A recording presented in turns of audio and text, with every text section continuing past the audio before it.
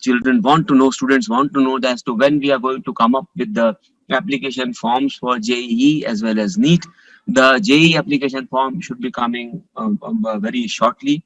The exams, we are yet to decide the dates, but since this time the entire session is going late, the exams will not happen in January as they were planned earlier, as they were done in the last year. They will be sometime in February or so. We will be deciding the dates very shortly, and we'll be letting all of you know. Similarly, in case of NEET also, we'll be deciding the date about the NEET very shortly, and we'll be informing.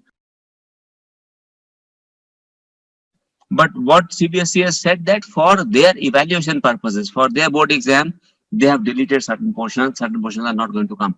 As far as we are concerned, because these exams are conducted for all the boards. They are not only for the CBSE, they are for all the boards across the country. So we have not deleted any syllabus.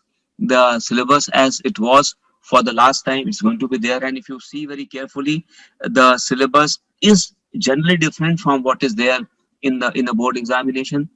And also we have this understanding that mostly students, when they prepare for these exams, they prepare at least 2 years in advance, that when they enter the grade 11, since then they start preparing for these exams. So we are sure that grade 11 they have covered 100%, and grade 12 also, since they are aware that these are examinations which also see their preparations for doing well in the engineering. If you are eventually going to appear in the, participate in the engineering courses in first semester or second semester, you would need to know these concepts which have been deleted by the CBSE for their evaluation purposes.